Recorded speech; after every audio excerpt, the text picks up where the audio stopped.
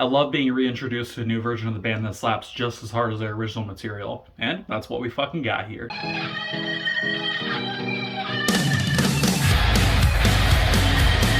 Welcome to A Run Does Music, and today we're checking out the 5th studio album from Set It Off called Elsewhere.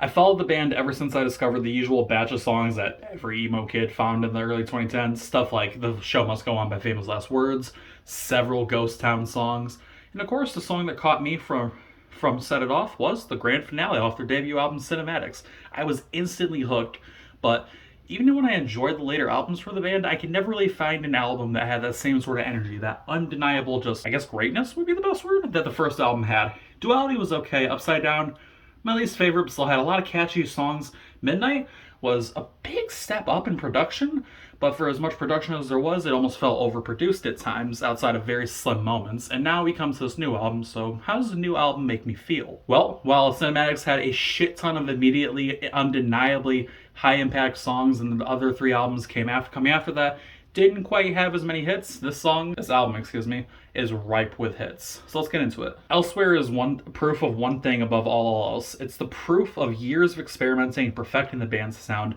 finally paying off in the best way possible. Set It Off is one of the unique bands in the alternative area of music, not really fitting into any certain kind of mold. Yeah, they're pop rock or pop punk to a certain degree, but at the same time, there's different things happening in each and every song, and especially on each album, that keeps the overall formula fresh from time to time and era to era. While the variants of each past album try to infuse different little pieces to create a wider experience, it seems like Elsewhere is sticking to one general bubble, just being, straight up pop rock with a little tiny influences here and there, but every single song on here can be called just straight up pop rock, while previous albums could have been called, oh, well, it's more like a jazz rock thing, or just a straight pop song like Why Worry? Why? Please tell me, why do we?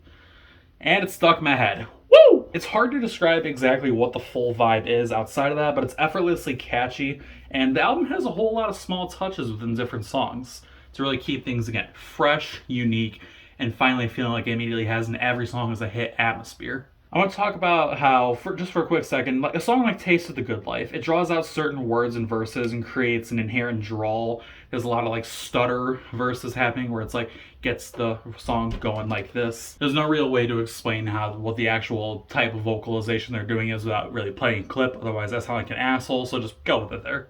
There's also the song Who's in Control, which has this line that I think really just shines above everything else. I'm using that term a lot lately, shines.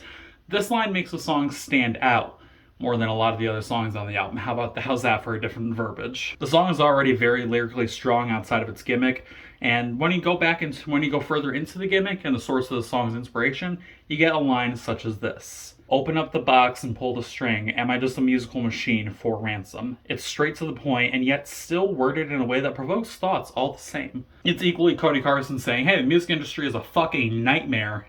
I'm a puppet, help.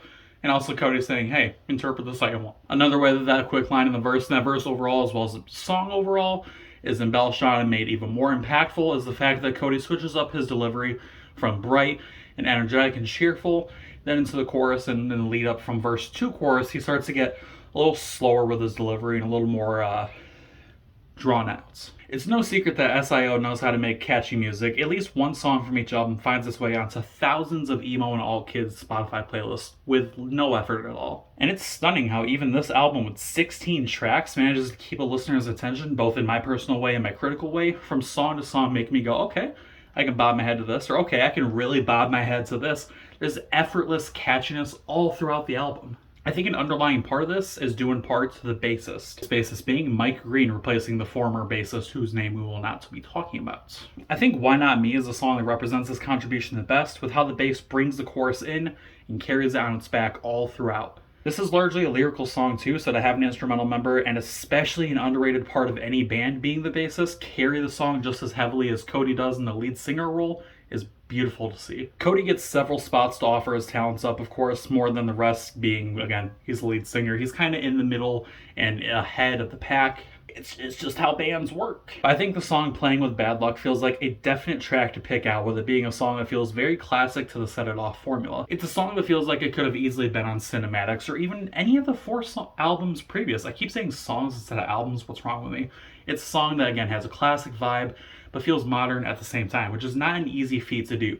You have a lot of bands doing that effortlessly lately, like Of Mice and Men creating Echo, which sounds like a spiritual successor in some terms of the album. But then you have bands like Dashboard Confessional, which are constantly relying on the same energy that they might have evoked from the first couple albums, not really following through in the best kind of way.